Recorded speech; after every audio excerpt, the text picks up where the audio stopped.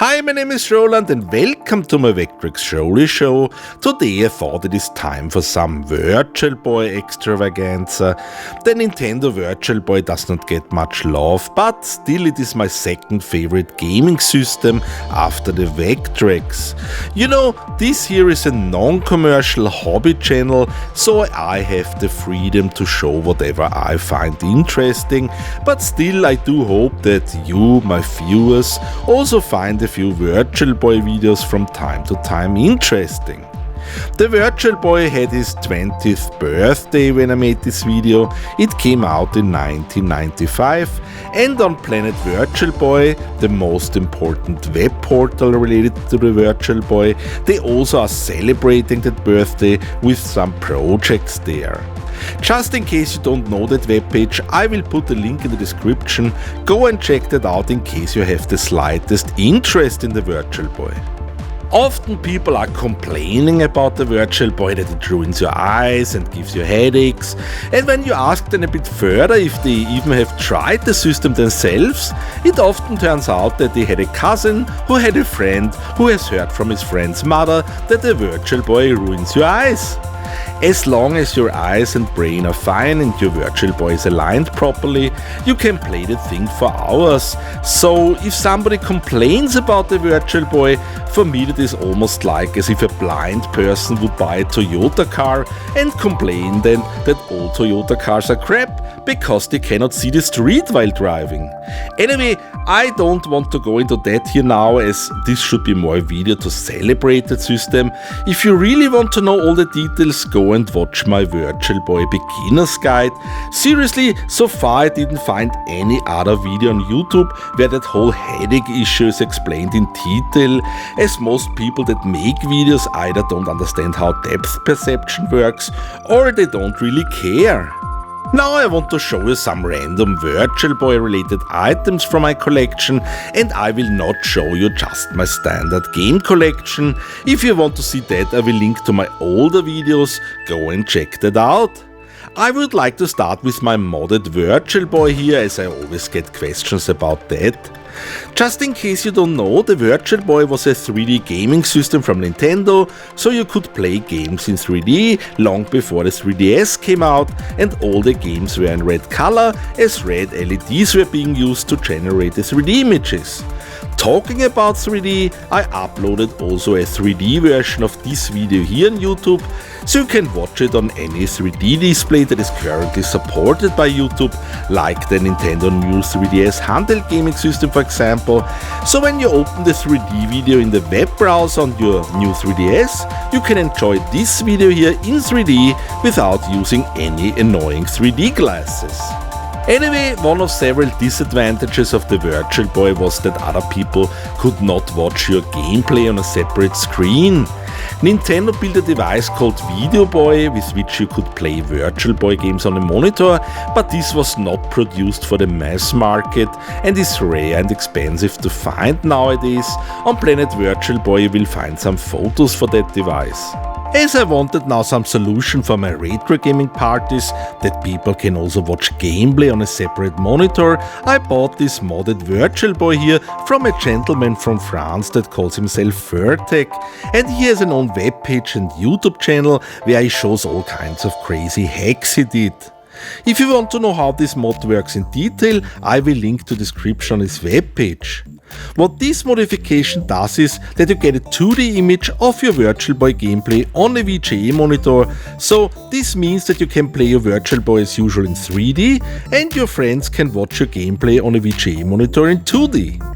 This is not the only hack out there, also other people did similar things, both for 2D output and also Anaglyph 3D, and also Furrtek just recently did a similar hack for Anaglyph 3D output. I never met him in person, but I think he's more interested in hacking things and developing stuff and not so much in making products out of it that he would sell them. Now let's put in another game so that I can show you how the mod works. Most people would have used now a standard classic Virtual Boy game, but hey, this is the VectrexRoli show, so I try to show you stuff you might have not seen on a million other channels before.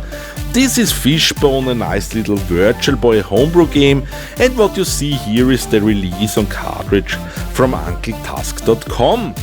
Everything from them comes in nice looking boxes with manuals that look like original Nintendo releases from back in the days, and everything is high quality.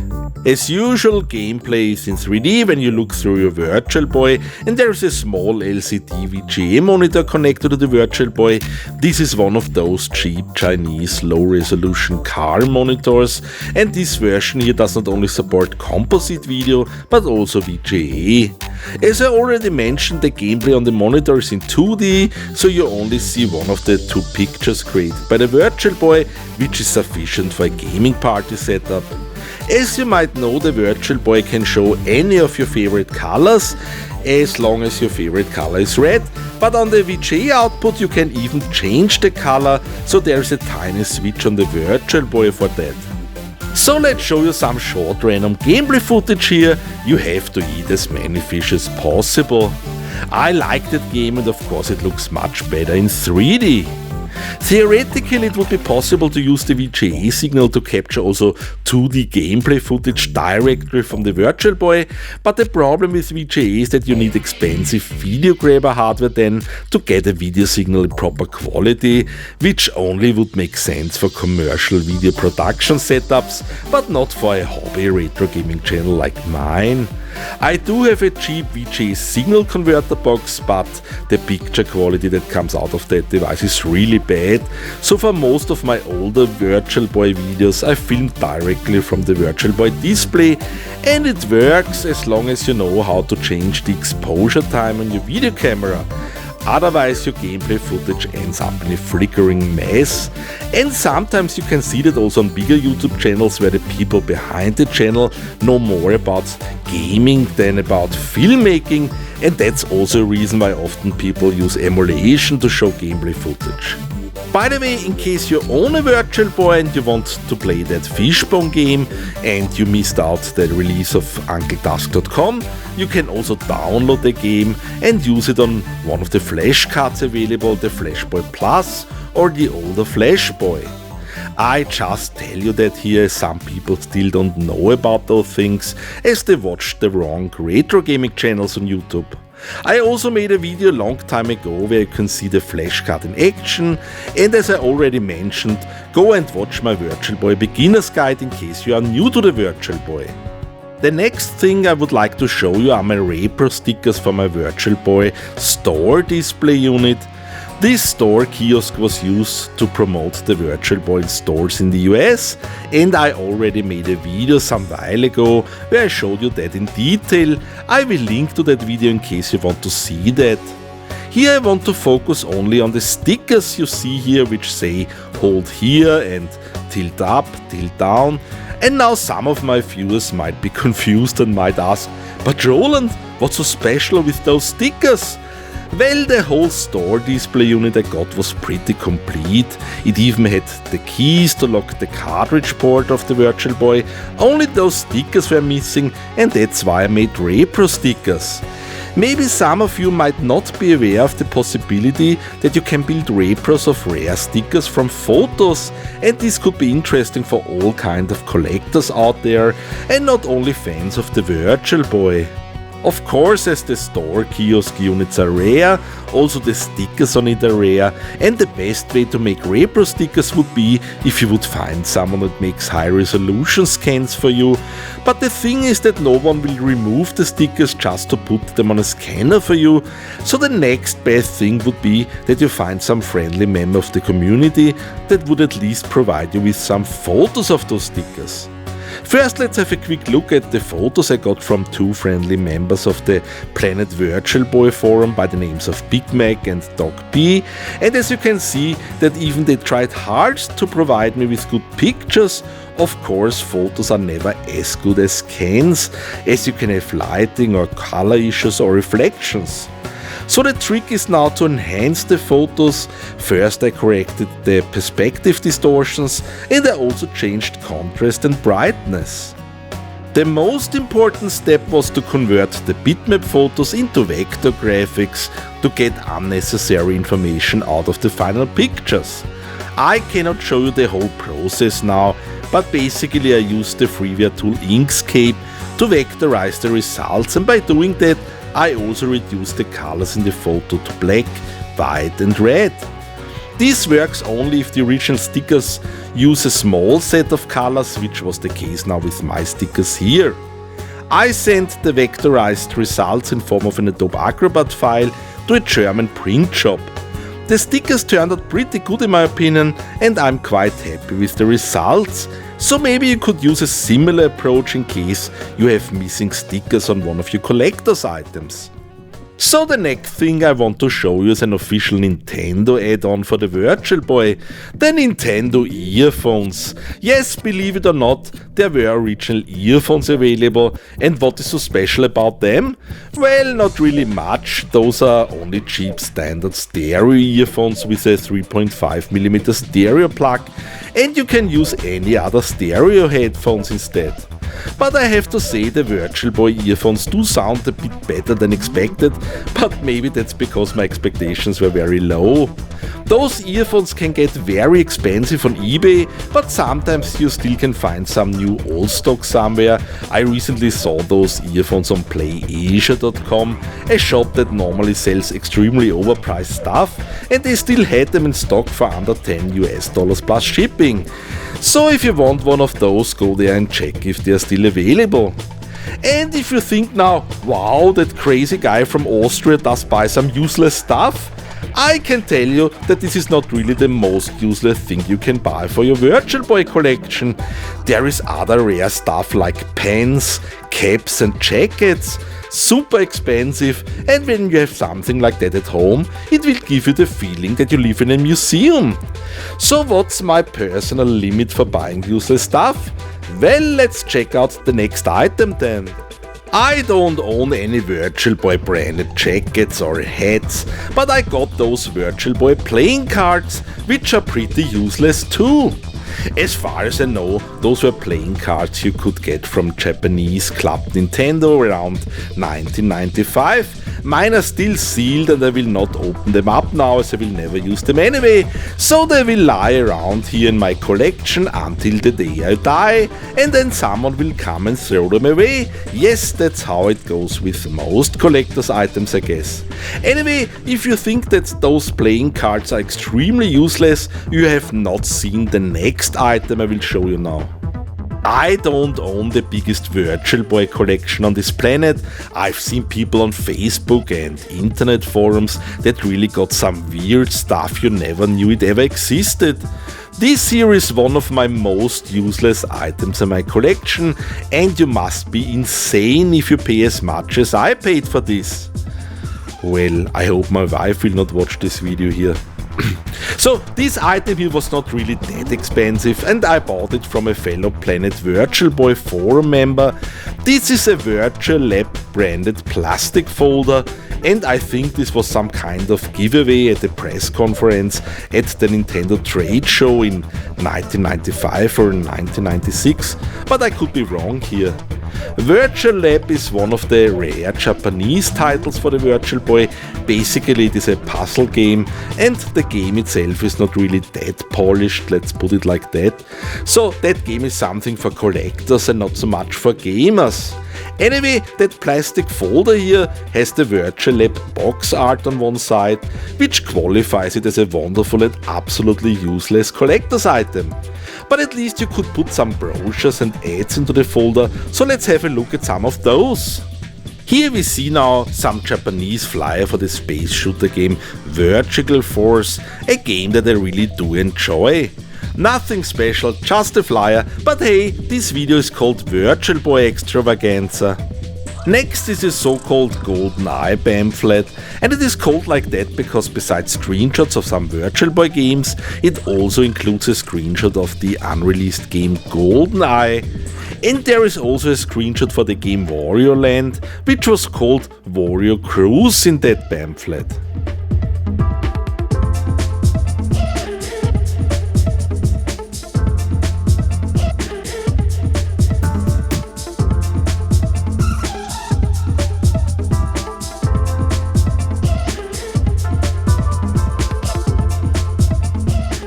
Now let's come to some Virtual Boy magazines from my collection.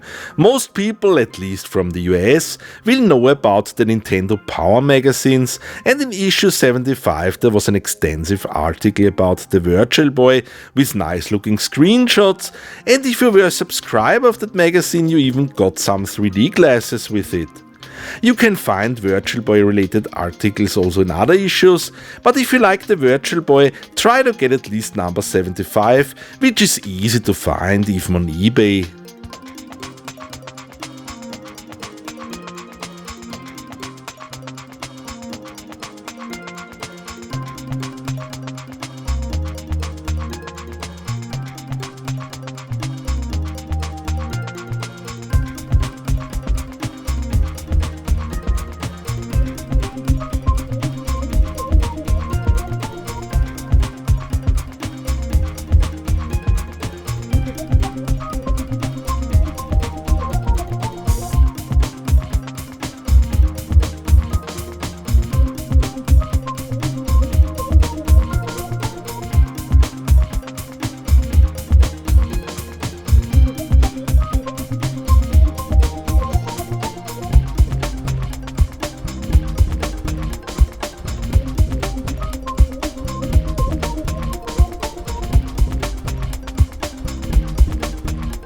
What is much harder to find are those Japanese fanzines here, so those were magazines that were published privately.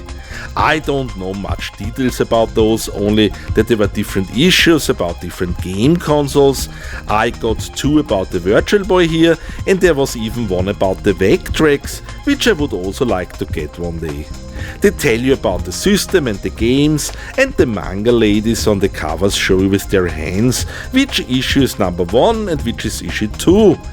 I think issue 1 was released in 1996 and issue 2 around 1998. The last and most interesting magazine I want to show you today is the Virtual Boy issue of the Famitsu Magazine with 100 pages of Japanese Virtual Boy goodness. That magazine alone would be worth a whole separate video in my opinion. Very interesting to see, even in case you don't understand Japanese language.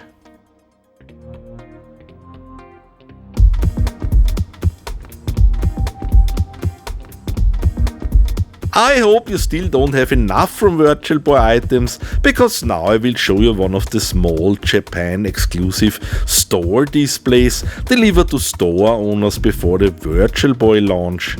It came bundled with a Virtual Boy system, several demo games and assembly instructions.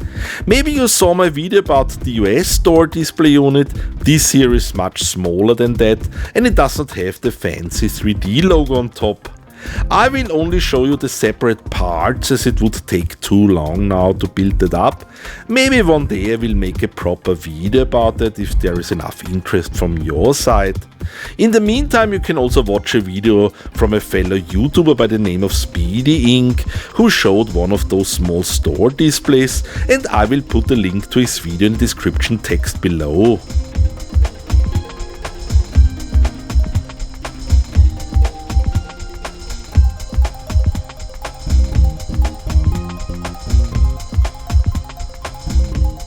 The system itself came in the so-called Mosaic Box version, and there were even power adapter tabs in a similar box design. Often you see the Mosaic Box Virtual Boy on eBay without that special power tab and without the store kiosk stand.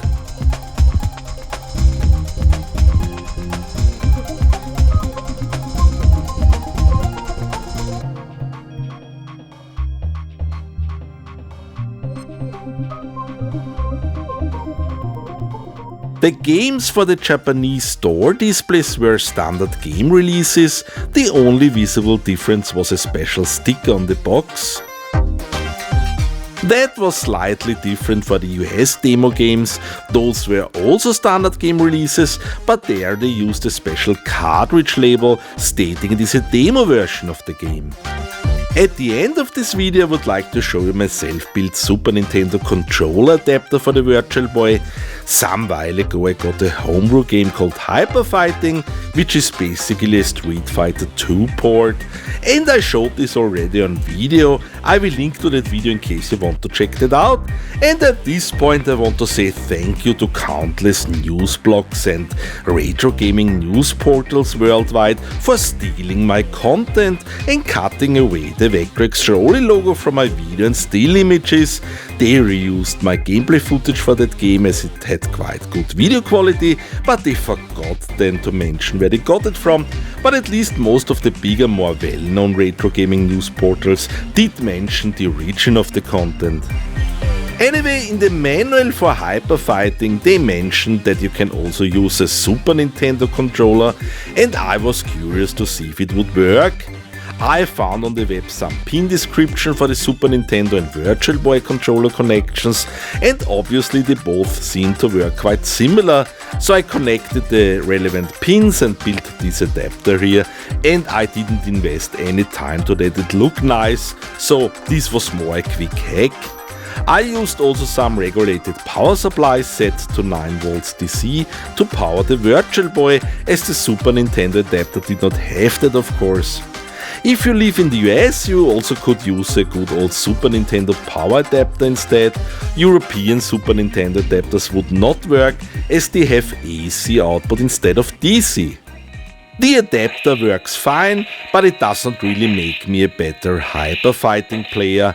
I suck at fighting games in general, but you know, I assume if you were a Street Fighter 2 expert on the Super Nintendo back in the days, this hack would help you playing Hyper Fighting, as you are more used to the Super Nintendo controller then, I guess. You can also connect nice Super Nintendo controllers with micro switches by using the adapter, but those controllers take a lot of space behind the Virtual Boy. So that was my Virtual Boy Extravaganza video, and I hope you did enjoy it. Check out the Planet Virtual Boy webpage, and there is also a Virtual Boy group on Facebook. Find links for that below. Please like, share and subscribe. Feel free to leave a comment. Thanks for watching.